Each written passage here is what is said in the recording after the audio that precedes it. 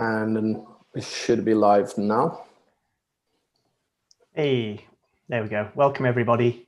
Welcome. This is our 22nd show. Time flies now, especially with this COVID.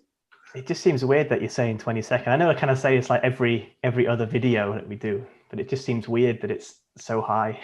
Yeah, but we were doing once a week before, no? True. How many more have we got until we overtake the number of live shows that we did? We did 90 shows live. All right, so we've got another few months. Yeah. So today we have Daniel. Before we present him properly, we're gonna play a little video. Is a Rick Morty ident Daniel did, and let me just share with you guys quickly.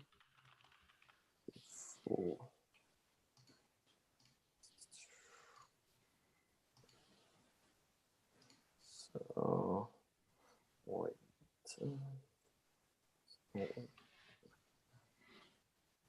No.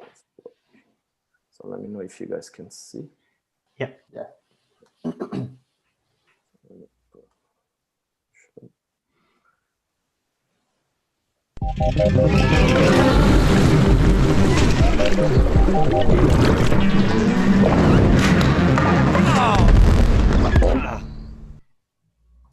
Nice. Oh, nice. How old is that ident? I think it was winter last year. Oh, Finished it. cool. Wait, no, yeah, but then it didn't come out until winter of this year. It's something like that. Josh Parker animated. Okay. Oh, very nice. Yeah, super fun. Tonight we have Daniel Savage, as you guys should know him. If you know, we're gonna share the description, and you guys can look his work later as well. So let's start with the normal show, asking a bit. I think it's a little bit early for you, no, Daniel, to be drinking. Yeah.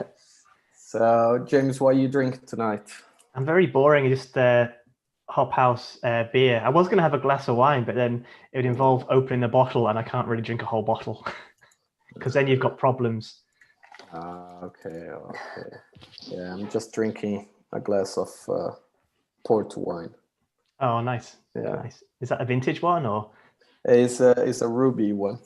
Oh, okay, nice. It's very nice. It's a little nice. A bit sweet for the night. Mm. So I think before we really get into it. Oh, sorry. What you on? I got some water. Nice. And I will be eating a sandwich soon. I think that's what everyone came for. Really, is the sandwich. It's like what's it? Korean? Is it a Korean mukbang video where it just filmed people eating their food? Yeah. I think we need to address the elephant in the room first, though. What relation are you to Fred Savage? Fred? Oh, second cousin. Nice. Really? No. Damn it.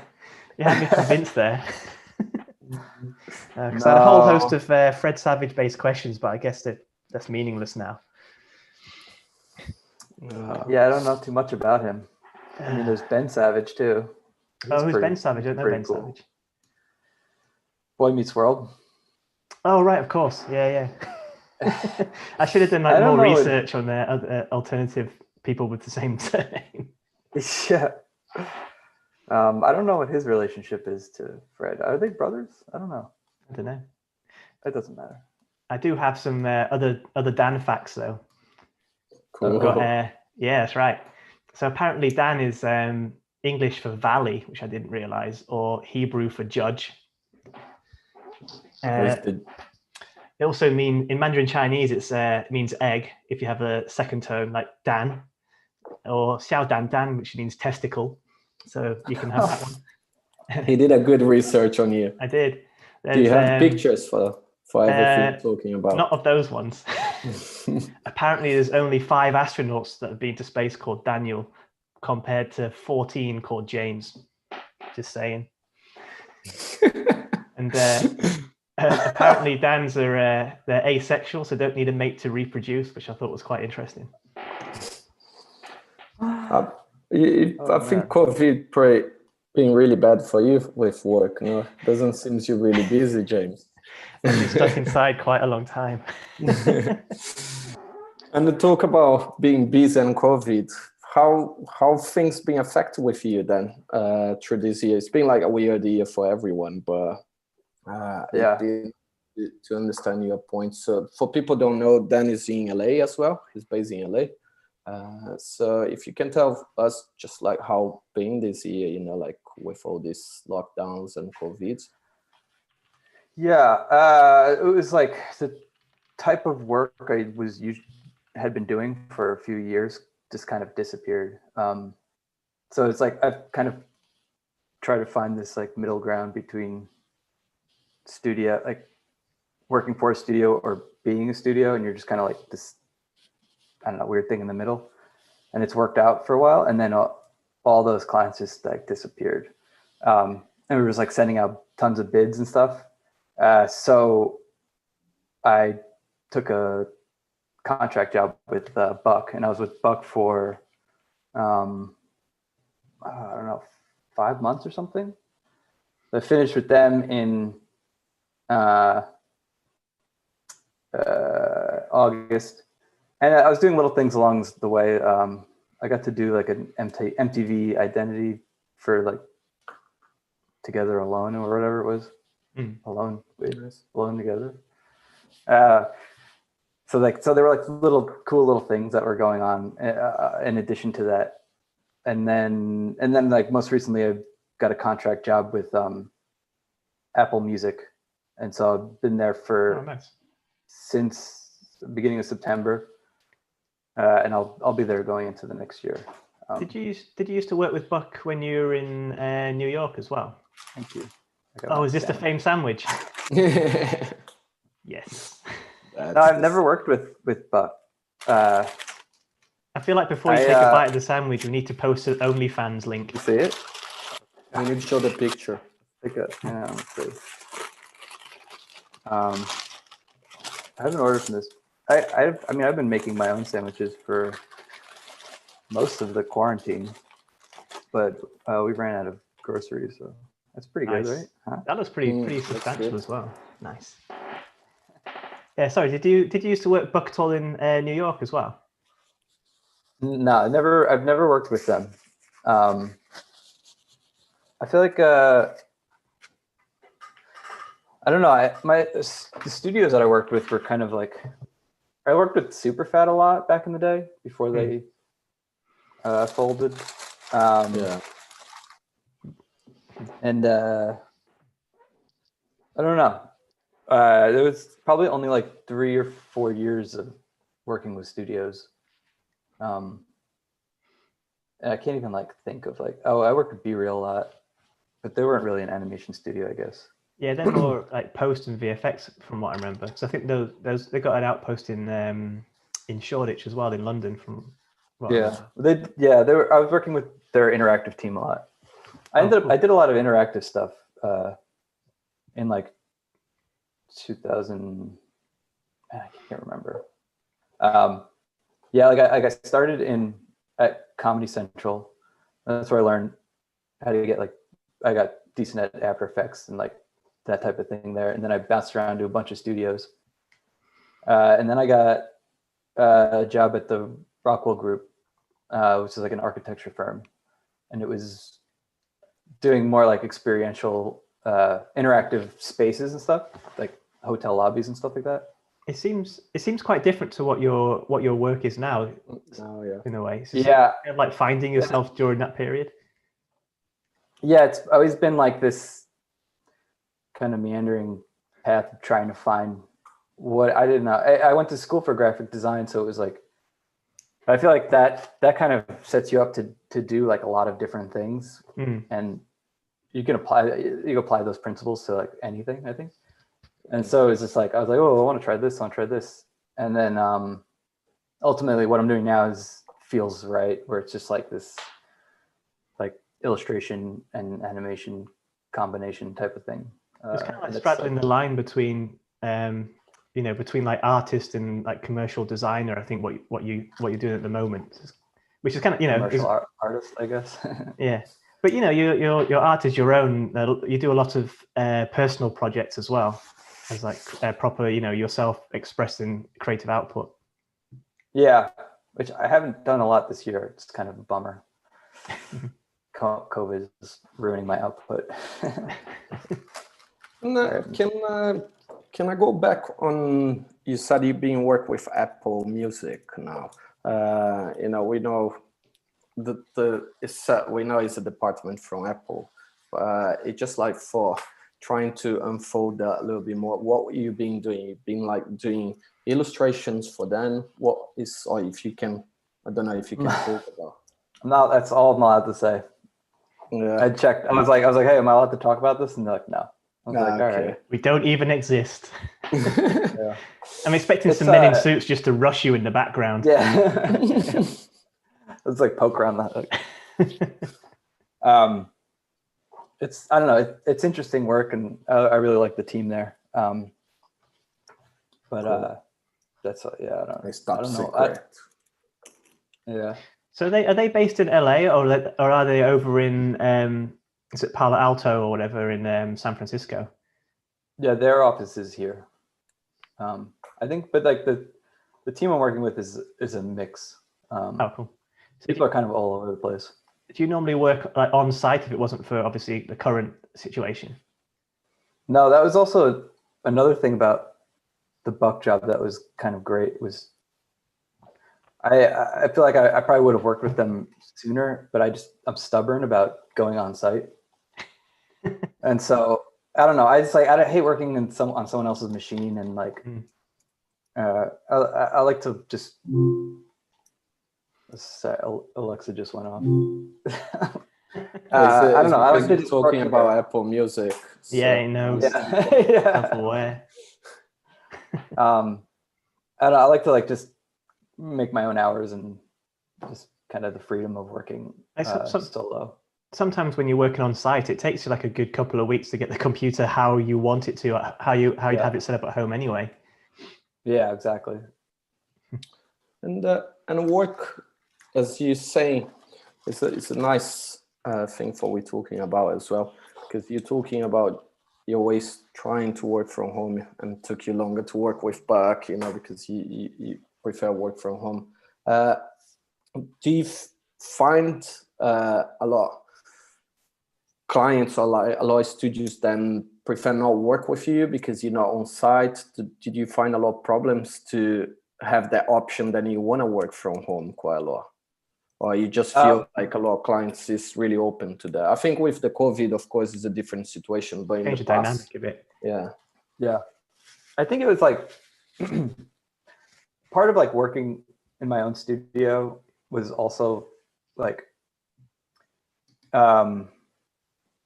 working with a team and everything is really cool, but sometimes I just like to be in my own world and like not even worry about what anyone else is doing, or to be just, or like maybe I'm a control freak where I need to own every aspect of the project.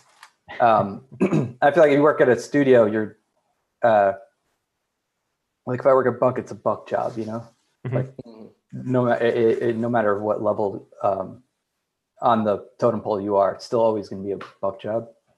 Yeah. And so like that was like a big part of me. Like I wanted to build my own brand and do my own work. So that was a big part of me trying to find my own clients.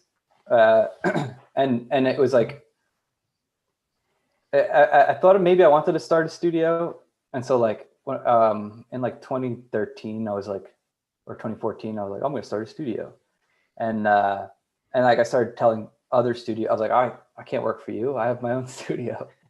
I sort of like shot myself in the foot.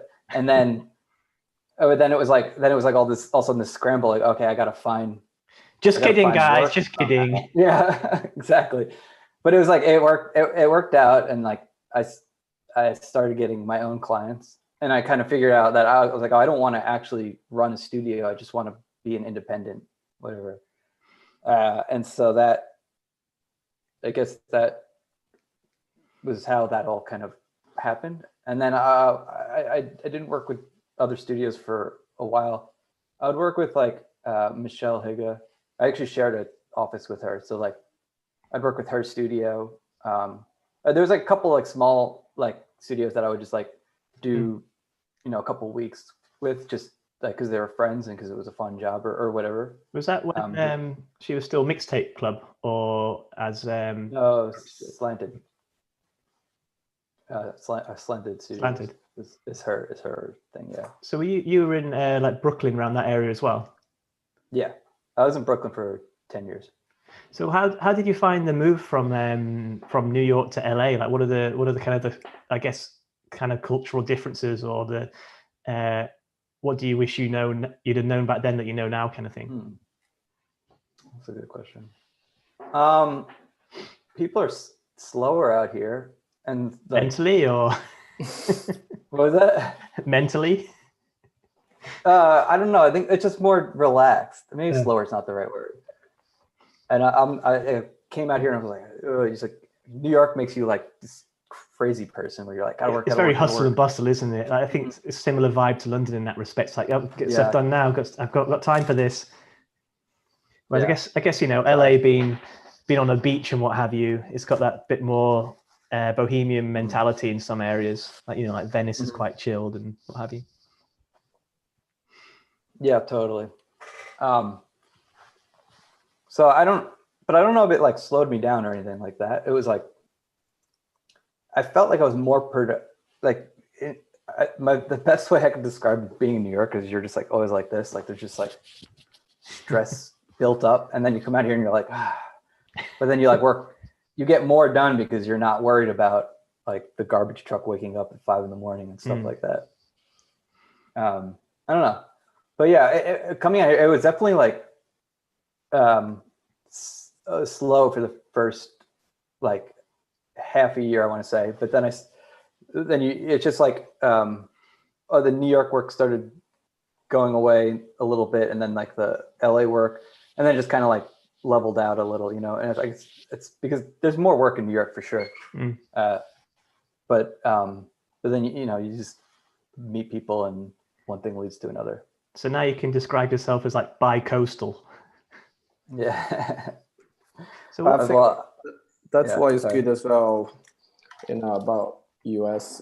It's so big, and especially if you can work from both of the coasts, you probably get work all the time as well. Yeah, for sure. The work in New York is much more advertising based and like design, I guess. And then out here, it's all entertainment. So I got to do the Rick and Morty thing, which if I didn't move out here, I wouldn't have had that opportunity probably. So there's like little things like that that were pretty cool about the move. That's cool, yeah. So what made you decide to move from New York to LA? What made that push? I don't know. I've always wanted to move out here, and so I went to school like 30 minutes outside. I grew up on Long Island, which is right. Where the iced tea comes from.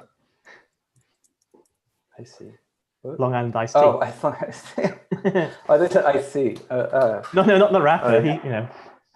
I should have been drinking a Long Island iced tea right now.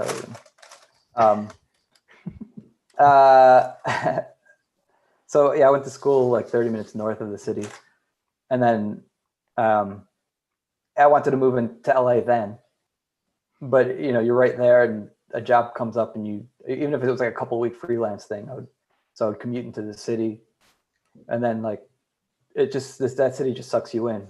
Yeah, well, you get into like a groove, and you kind of get into a groove, and it's kind of hard to get out of that because it's like you've got a paying job there. It's like maybe I'll just leave it for a bit longer, and then it perpetuates. Mm-hmm. Yeah. So did LA kind of live up to your expectations? Or is it different to how you would imagine? Because obviously visiting somewhere is always very different from living somewhere. I need to time our questions so we're in between bites.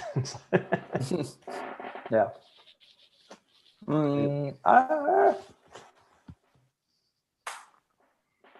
don't know. I really like it here. I don't know what I was expecting, but I really do enjoy it. I've met a lot of cool friends.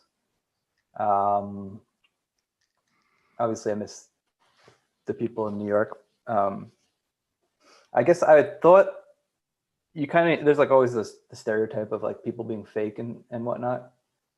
But I mean, we're going to hang out with other animators and everyone's down to earth. So you don't really run into that as much as you'd expect. Well, you kind of surround yourself with like-minded people, don't you? Yeah. Feel recognized real. Yeah. I think like a lot of New York people are slowly moving out here too. Is that just because of the nice weather and more chilled out environment, I guess?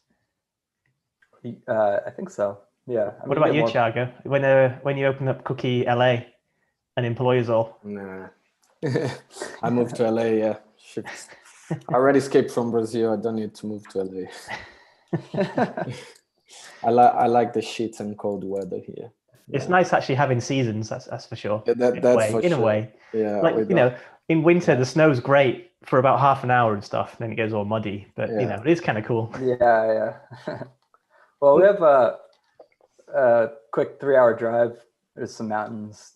They get a fair amount of snow up there, so you can expose yourself to it when you want it. Like exposing yourself, don't you, Thiago? I love to. It's always good, no? That's how we're born, no? It's true. I mean, tell that to police. I'm not going to stand up. Don't ask me, James. Well, so talking about LA and New York, it's nice you comment about like how you felt like New York is more commercial work and LA is more entertainment work. And looking, your work is quite artistic as well. I don't know. I feel more like coming from the entertainment side than the commercial side. Do you prefer work on commercial work more like general commercials, or you prefer being more creative and open, like the entertainment give you some time as well?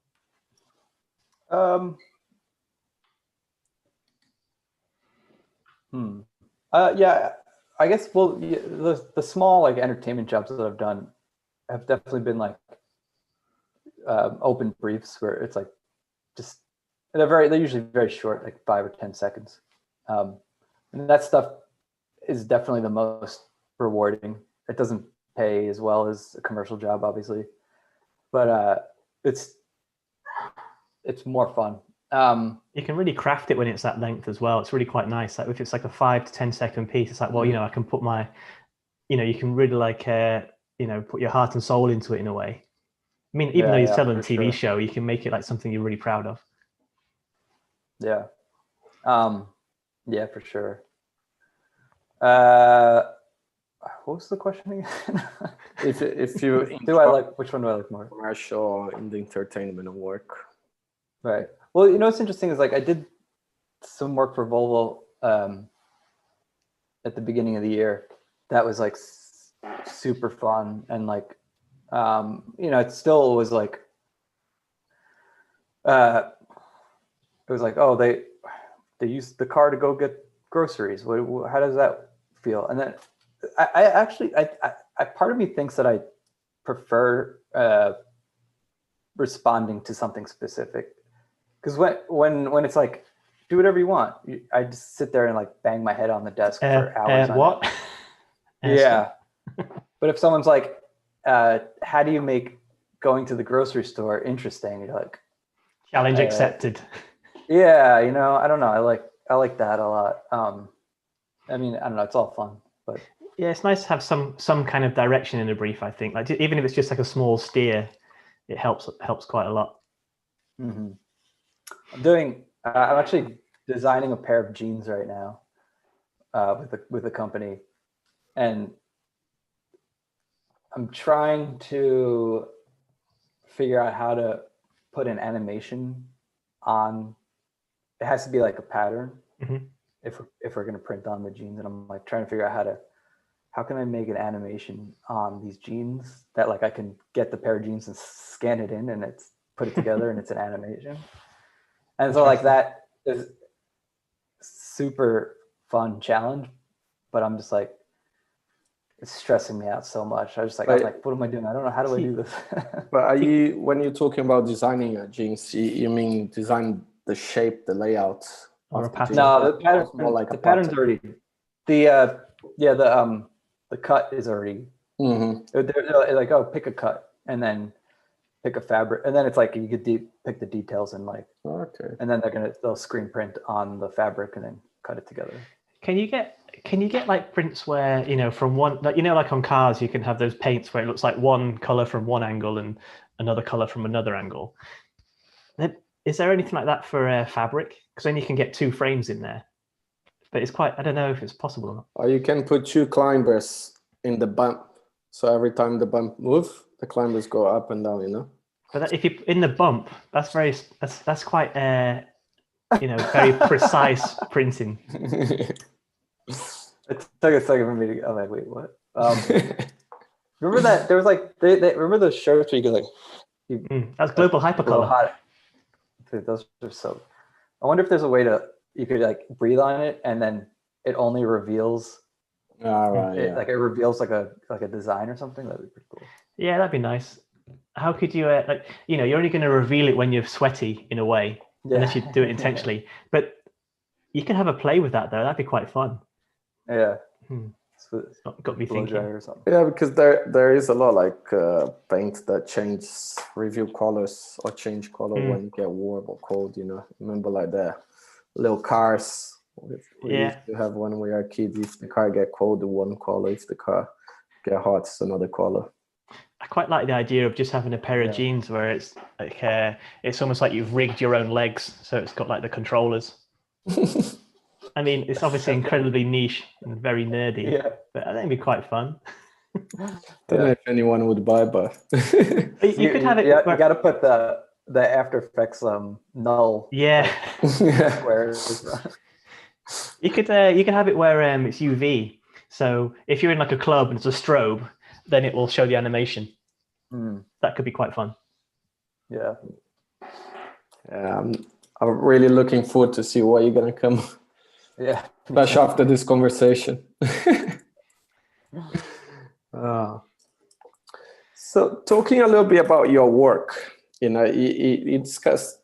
You said you studied graphic design, but in the beginning you work in architecture company, and you're doing a lot of like kind of what did you say, like creating like rooms where you could experiences thing.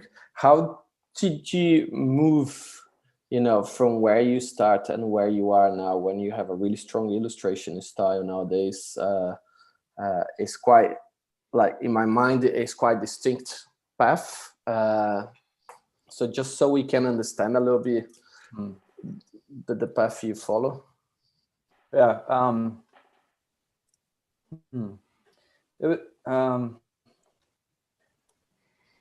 It's, I don't know. It was like I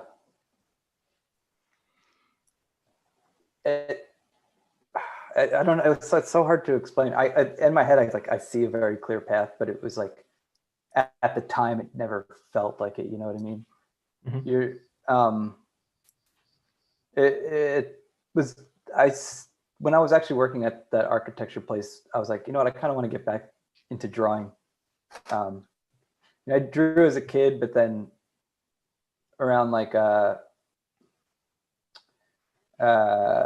don't know, like 11 or 12 or something, I just like dropped it completely and I focused on playing music, playing the drums. And that's what I originally went to school for. So that whole like 12, when I was like 10, I wanted to be an animator. And then at age 12, I was like, you know what, I'm going to play music instead. And so I went on that path, and then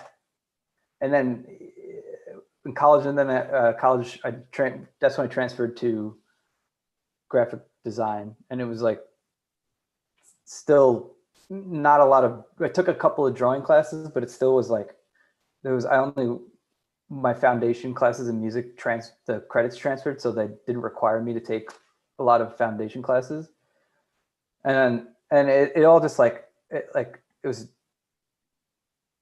probably around like 20, when I was like 26 years old, I was like, you can only get so far without being able to sketch out an idea with a pencil, you know, and Mm. at that point, I was like really far down the path of like only using Photoshop and whatnot, and it was like that's when I was like, I need to start from back to where I was when I was like 10 and like pick up and try to get better at that. So I started taking life drawing classes, and I started with the Preston Blair cartooning book, Oh yeah. which is really fun to go through that. And I actually recently just went through it again, and that like, so then like I started with like a cartoony like look, and then oh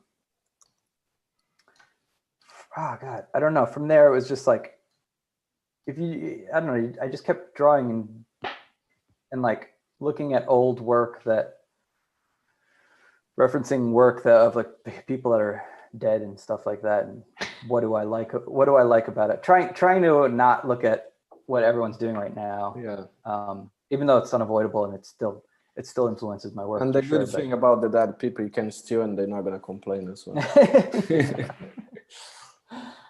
Pro tip right there. Like, what is it about this that I like? What is it about this, or like, why do I like this, and why would I want to apply this to my work? And then you like ignore it and you just like draw with blinders on, and then you kind of take a step back and you just keep doing it. And then that's like that, keep going through that process. Eventually the funny thing is I still am like, I look at my work, I'm like, I don't know. Is it right? I don't know. So it's like, I feel like every time I think it's right, like a month later, I don't think it's right. And then, but you're always, they always say you're always your own worst critic. Yeah, sure. Looking back at old work is, I don't know, it feels quite traumatizing in a way. It's like, did I put that out? Mm-hmm. You know, it's difficult. Yeah. Yeah. But have you got like, is there any kind of like design background in your family then? Like from like your parents and what have you, or is it just you out there on a limb? Yeah. I have a cousin who I mean, we didn't really know each other growing up, but Fred, was it? You ever hear of, no.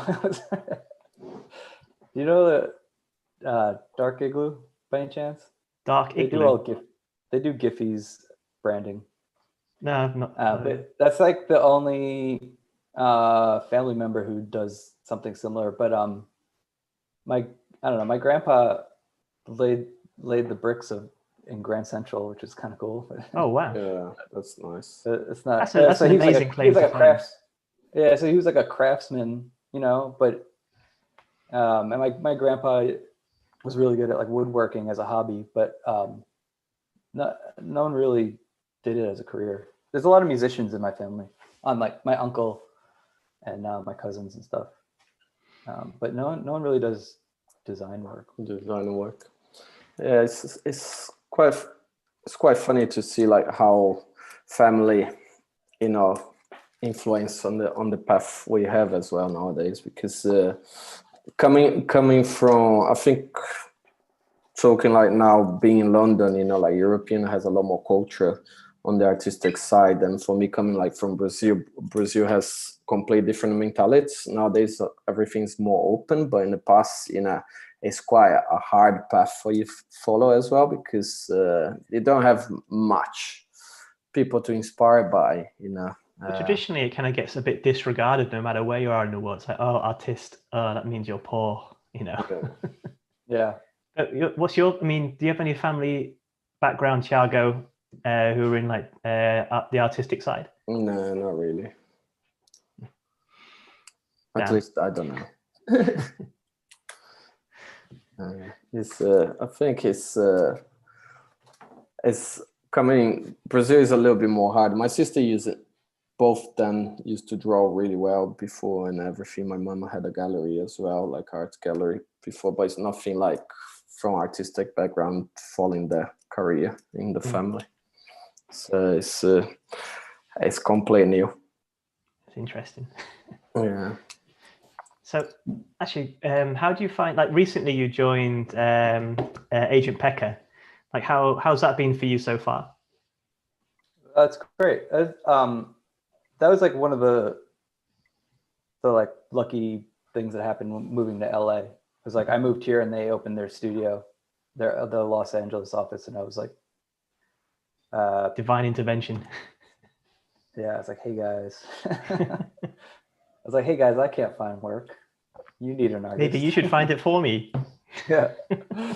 But yeah, it's been really good. And it's cool. Like, you know, they, especially like a year like this when everything keeps falling apart and like they're handling everything. And I'm like, if I was writing bids every week or so, man, I'd be really bummed out. Yeah, it's nice to have just something going on in the background that you know is there, and that kind of side of things, like people working towards your cause. Yeah. They're great. And like recently I like updated my website and I like had a chat with them. I'm like, you know, all these kind of thoughts. I'm like, you know, is the style cohesive enough? What do you think about this? And like they give their opinion, and it just getting that feedback is really valuable, and it helped me feel like a little better about what I'm doing. And it's quite difficult from a animation point of view to like, set up a portfolio for illustration, because you know the nature of animation is like you've covered all styles, but with illustration, it's very much you have to have this is your voice, and you kind of have to keep it within that remit. So it's quite valuable to have that outsider perspective to look at your portfolio and help you kind of curate it to kind of sharpen the views or whatever. Yeah, because I was like, so like I'll do like the kind of the weird abstract pattern stuff, but then I'll do like a cartoon character, and I'm like, is it okay to have these two different things? And then they'll be like, well, yeah, because this piece bridges the connection, and then it all feels like it's from the same person because of that. So like that's where I guess also I really admire like Pushpin Studios and like those Seymour Quast and Milton Glaser, and like I feel like they had a voice but not necessarily a style, I guess. But there's always something to bring it all together to make it look like, oh, that's from that mind. Yeah, and I guess it's just the approach you take, and I don't know. It's really it's cool to see. It's cool to see a portfolio like that, and then you're like okay, it's like if I don't have just a single style, it's okay, you know. And talk about as we talk about the representation, just looking through the Agent Packer website, so that they rep you like for illustration and animation, for what I can see. Yeah, just for curiosity for people, you know, because representation is a subject everyone, like every freelance or artist is always come to one point on the career and say, oh, you know, I need people to help sell myself, or, you know, even for a studio, for you need a pimp, yo. Yeah, you need a pimp, you know, and this is like subjects is always kind of obscure, I think, because there is people has really good experience and people don't. If we're talking about like work-wise, comparing how much work they bring to you compared to yourself, you know, direct work, what would you say, you know, just so we understand your point? So I guess last year was like the first full year with them.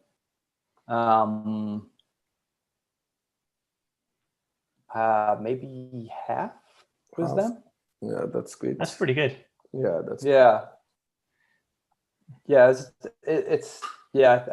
think that's or around maybe a little less, but it's been good. It's definitely. I mean, I've heard like horror stories of.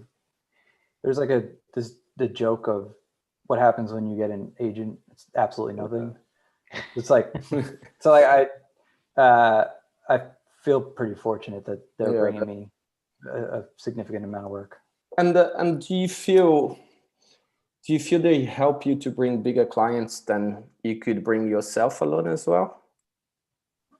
Because you got quite well-known name nowadays. I imagine it's a lot of clients come direct to you, but like, especially worldwide, sometimes reps help you, just to bring clients from different perspective than you then achieve to get to them.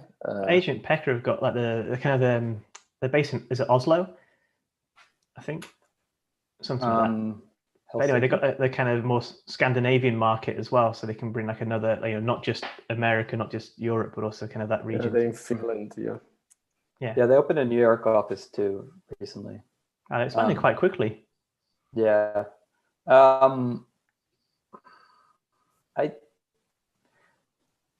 Yes and no. I think what they bring is an art director who may have never heard of me, or doesn't follow me on Instagram or whatever.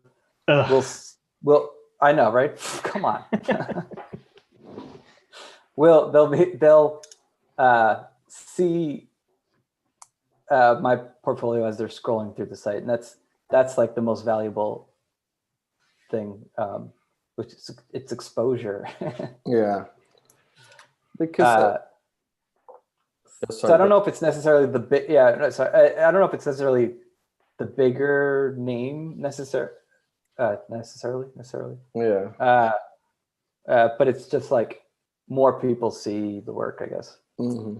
Yeah, because running the studio, I always feel, like nowadays, for me, it feels more like the relationship with the client's more important, with the work we do. It's normally all about trust, you always hire your friends and things like that. Right. And just like the government. Yeah.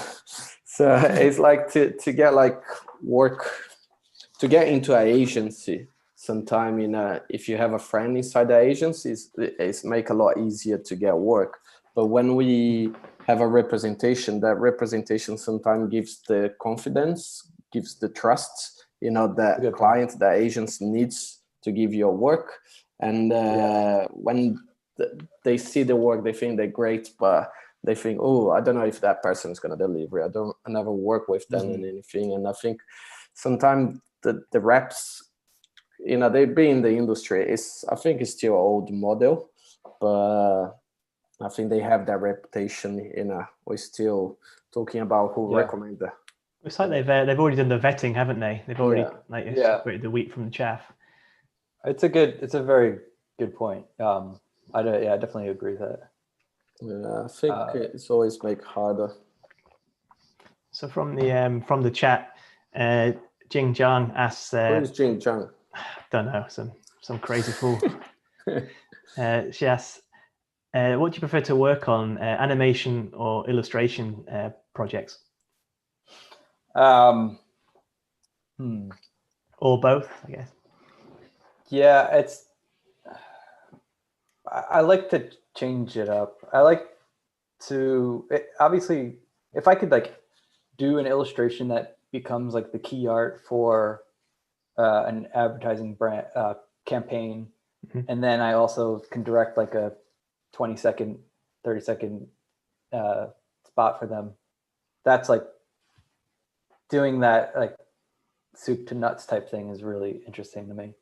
I think it's quite a good setup for an illustrator animator as well, because for a rep, it feels like it's nice that you can sell both at the same time as well. And it's a nice package, and it's going to be way more cohesive if the mind behind the illustration is also doing the animation.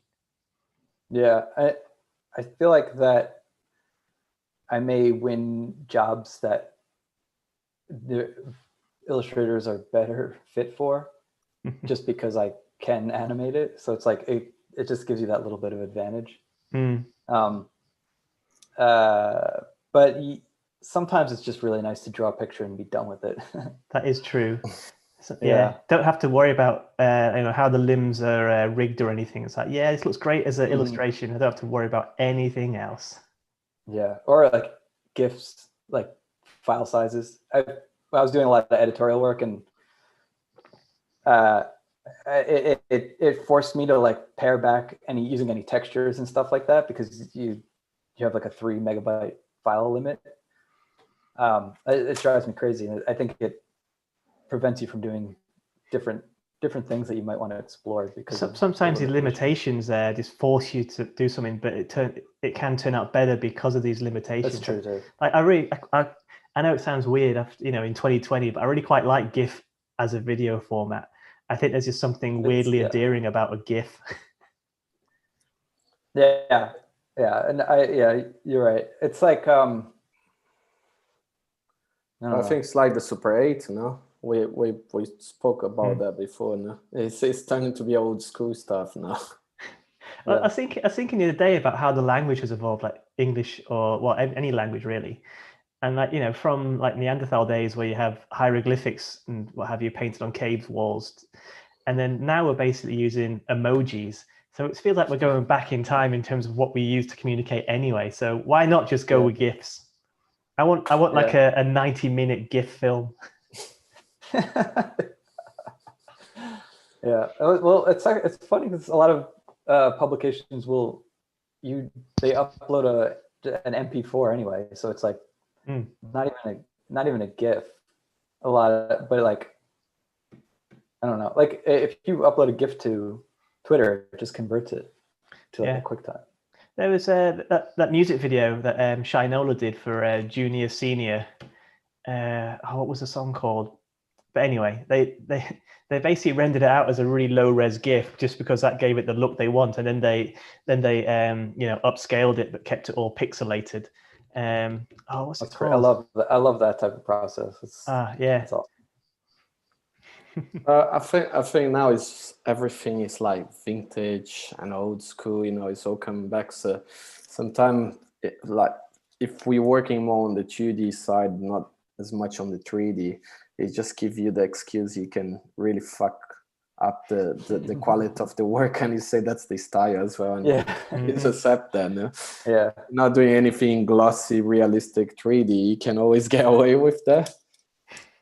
Yeah. And everything's on YouTube now. It's like, even when we doing any TV commercial, everything people care more about, like 1x1 verticals and things like that to go Instagram. So you end up producing like big quality scale, then gonna go back to their size. It's kind of a nightmare at the same time, because you're making all these different file formats. Like you want it massive widescreen, you want it like portrait as well. Yeah. It's like, where's my safe areas, man? Like what am I how am I supposed to compose a shot? Yeah, no one likes composition anymore. No, it's a nightmare. We're in the future now. Well, kind of. We're in a future now. It should have been simplified. Just saying. Well, I think that's also why my backgrounds are always just a solid color. There you go. There you go. Easy. Crop it easy. you want. It's because to makes easier to compress to GIF. That and it's all easy different dimensions. Dimension. And I also just don't really ever know what to do with a background, so I'm just like, that'll do. That'll do. Yeah. And talk about your work, Ace. James commented in the beginning as well, and for anyone looking at your website, you do a lot of personal work. How do you find the balance between like pay work and personal work? I always have something that I'm like slowly working on the side. And then as soon as there's like a month of like no client work, I'll just go all in. So it's just like fills in those gaps really. And then also, I don't know, I'm a crazy person and I just work a lot, and I'll just work on the weekends. If I don't have any plans, I'll just sit here and make stuff and waste my life away. It's not a waste. It's it's coming back for you, kind of thing. You would be where you are today if you weren't doing these kind of like personal projects. So it's never a waste. It's like my favorite thing to do. It's just fun. I don't know. It's like my hobby as well. Your personal work bring you commercial work? Do you feel like Yeah. that is what the clients see, and normally the clients come and say, I really like that piece, you know, because we always talking about, especially like for people starting the career, you know, people does a lot of tutorials and Not just Korea, anywhere in the world. and they do a lot, like putting a lot tutorials on the showreel and spend time doing personal work. And do you feel like clients really looking to your personal work, and that's what attracts you, you know, to get more pay work? Yeah.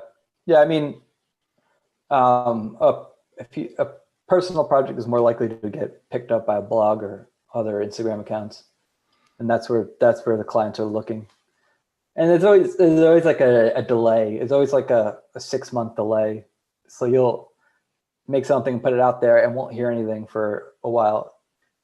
Sometimes you'll hear things right away, but I found that it's often 6 months, even like a year later, a client is like, whether they found it or they finally found a job that would work with, you know, I'm not entirely sure, but that's usually. I think they just think it's too crazy when you launch that, and I think it's probably too in the future. So they need to take 1 year, you know, to make sure that maybe agencies, their finger is not quite on the pulse as if they think it is, as much as they think it is. Maybe that's what it is. Yeah, because you've been doing a lot of personal work. There is so much stuff on your website. It's quite nice. Thanks. Even like while I have this Apple contract, I'm like, not so much lately, but or even with Bucket in the beginning, it's like I carve out an hour or so in the morning to just sit at this table and mess around, whether that's like trying to get better at drawing or experimenting with a new medium. And then you just keep doing that. If you do like a little bit every day, eventually you have this big pile of stuff.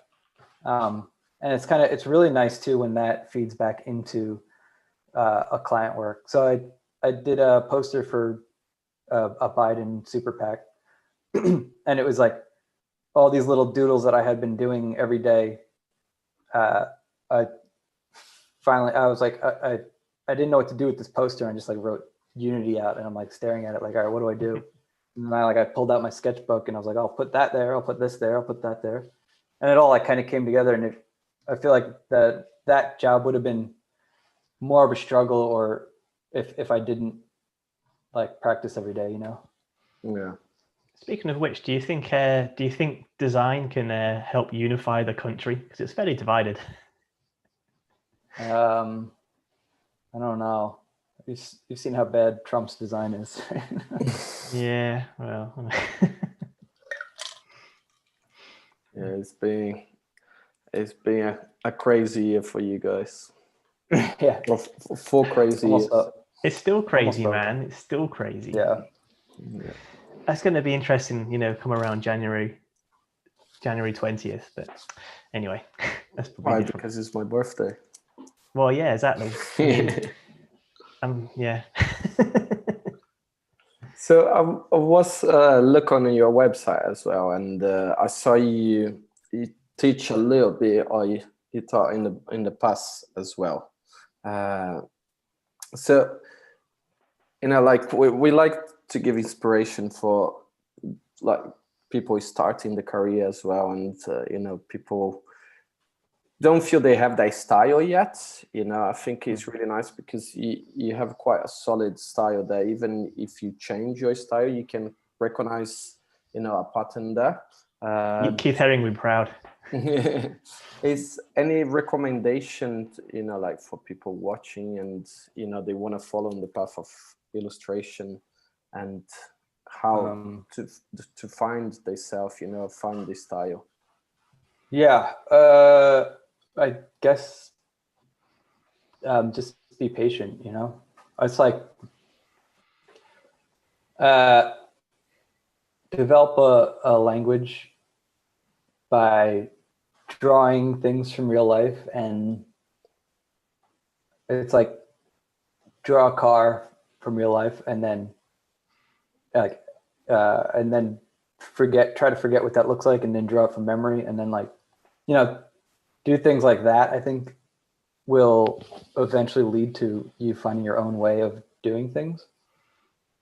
I actually want to do, I've had this idea, which, and I'm probably going to do it. And it's probably gonna be my like New Year's resolution, where I want to do exactly that, where like every week it's like, starting on Monday, it's like an hour, draw reference of like, I'll just use a car again, draw a car every day.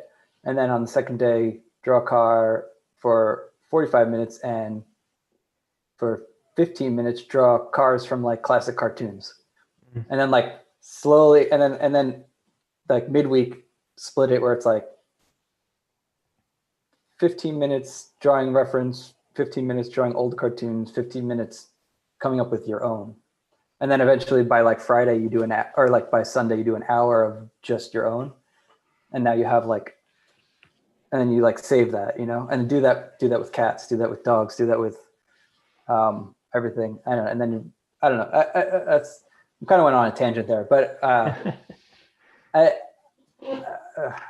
I think, I don't know. It's weird. So a lot of people just come out of college with this like incredible, distinct voice, and that's amazing. And I don't know how they do it, but like if that's not you, like don't stress it. Just keep working. Work with people who do work that you think you want your work to look like.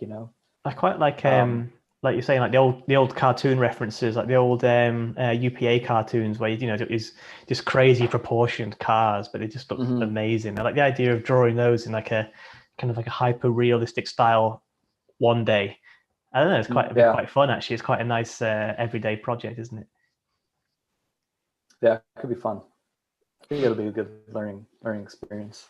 And I think it's always one. I don't know. I see quite a lot.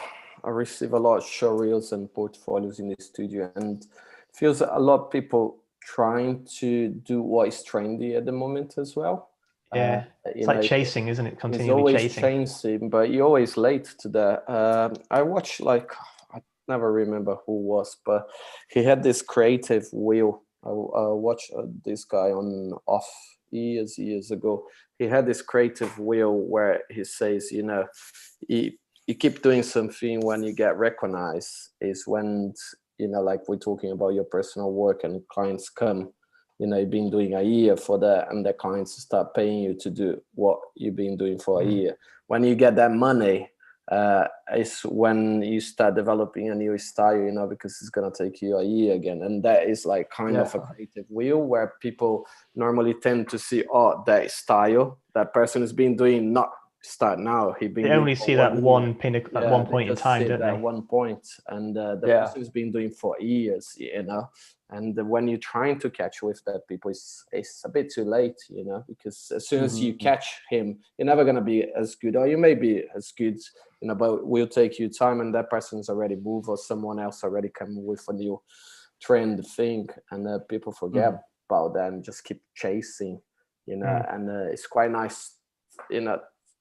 to see. I think I think that's why it's nice on the Instagram, because open and spread a little bit the world. Now we see so many talents, and people don't follow, but like it's so many like people like portfolios and showreel I receive in the studio. You can see people just chasing that trendy moment, Yeah.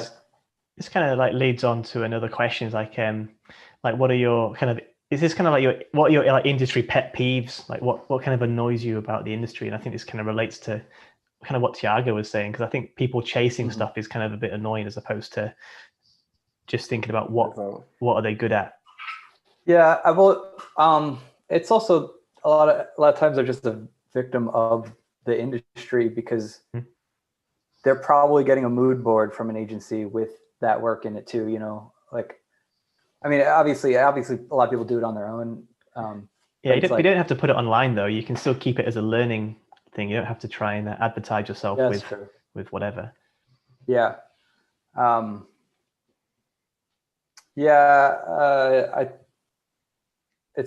guess it's all about just being authentic, right? I don't know. It's a really cool quote from, I'm going to butcher it, Ernest Hemingway. And he's like, well, he says two things that I really love. It was like, well, first thing is like, don't compare yourself to any living artist or writer in his case, because you don't know if they're any good. So like until everyone's dead is everyone will know whose career was the best, right? So it's like compare yourself to people who are dead.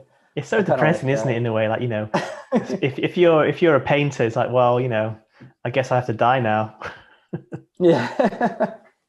It's kind of like, you never know. Like, think about like, what's his name? Wayne Gretzky. Wayne White? No, the guy from The photographer. Pee Wee's Playhouse, and he's like, now he paints these. Oh yeah, I know who you mean. I can't remember his name. It's Wayne. It's like Wayne something. Anyway, like he only just like got recognized for his paintings recently, and it was just like if he had died 10 years earlier. There's a couple of really good painters that have only just been started to like get out there. Like the Biff from Back to the Future is an amazing painter. Oh, is he really? Yeah, he's awesome. And even this is a UK reference, but there's a guy called Timmy Mallet, and he's like a kids TV show host, and he's like, you know, out there kind of really, really crazy, a bit, you know, he used to dress like Brooklyn before it was cool kind of thing. But yeah, he's got the most amazing, interesting paintings as well. I mean, I know it's quite a UK reference, but I think the Biff one's quite interesting. You know, you wouldn't think it watching Back to the Future, but man, he's a really good painter.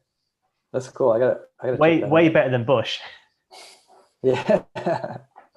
Or Ringo Starr. You ever see his paintings? No. Oh, wait there. There's a couple of really famous musicians like that. There was who was Jim Carrey too. Is Jim Carrey any good? He's quite creative. I mean, I'm not a fan. They're like massive because, you know, he's rich, but they're bigger like is better. Yeah, I don't know. He's just splatting paint and stuff. Whatever. Yeah. I'm just looking into Ringo Starr's paint. There was one of the guys from what they're called from the Rolling Stones as well, who's like a painter, and he did a series of ridiculously overpriced watches, but with his paintings on, and it's just, they look absolutely terrible. Nice. Oh, it's just like, if you're famous and rich, you know, it makes life easier. Yeah, it's just a name to sell things, isn't it, rather than actual artistic value. Yeah. I guess speaking of artistic value, like how do you go about keeping your stuff looking kind of fresh, kind of thing? Like, it's obviously your work from, say, like 10 years ago is probably quite different to how it is now. Like, how do you keep it, I don't know, like on point, as the kids say? Just follow the trend, no? Yeah, just we already covered Instagram. James. Sorry. I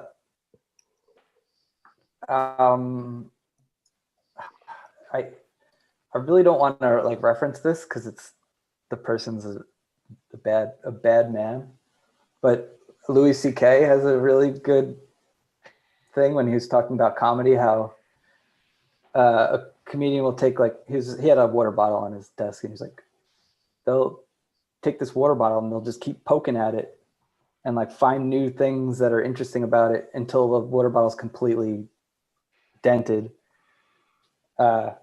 And then they'll find another water bottle. And I think that was kind of like an interesting way to look at it, where I got like a couple of stencils, and I started drawing like very clean geometric things with a pen, and that one little thing like that kind of took me in like all these different directions. And I'm already kind of like bored of those using stencils like that, but it was like really fun to explore. And now like I use that as like a little part, like just like the patterns, I use that as a little part that I'll like find ways to like throw it in the mix, and it's just you keep finding these things that you can kind of explore and add in, I guess.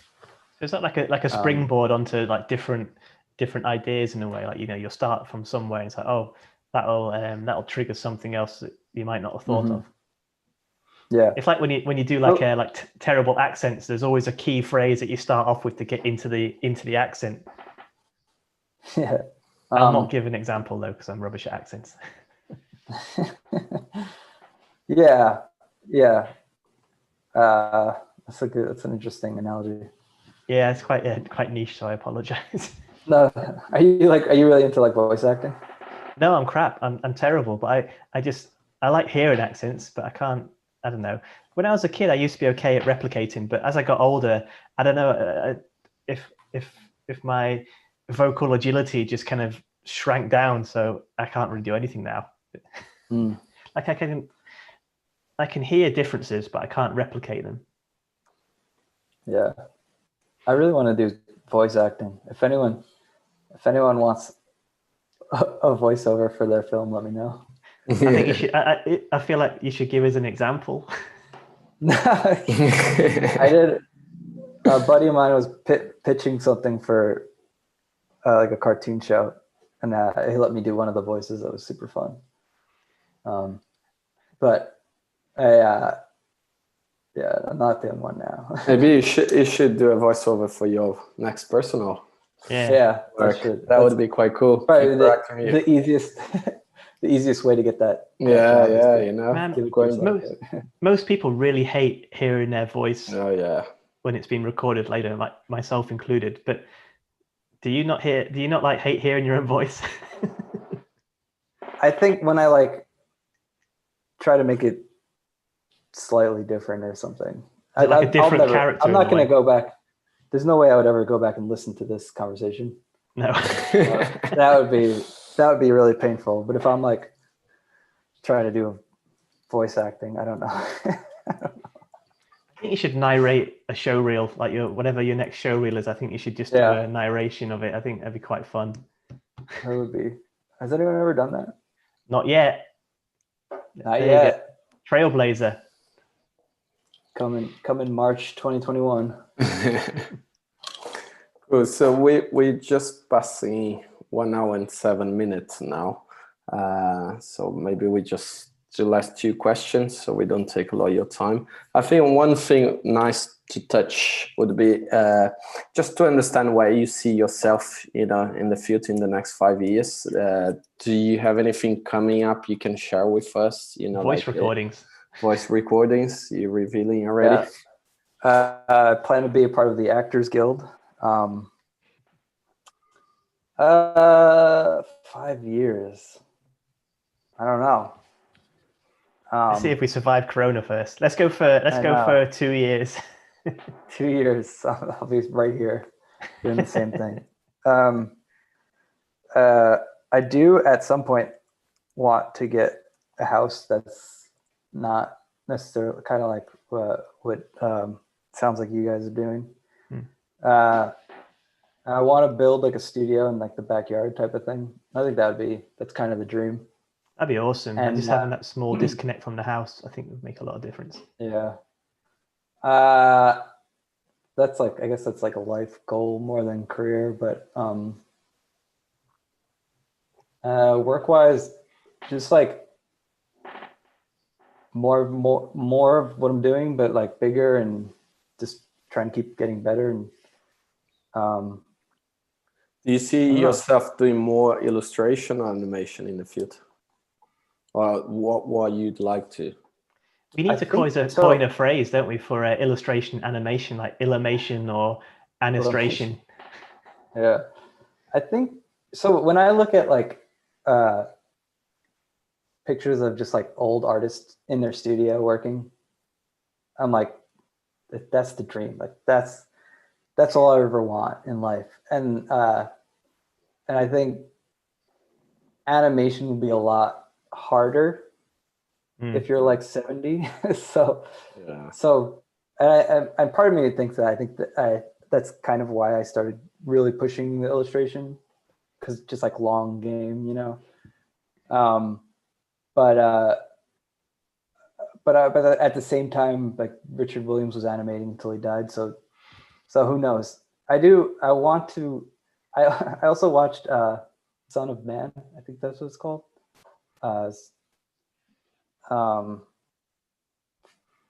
Hungarian film. Forget the director.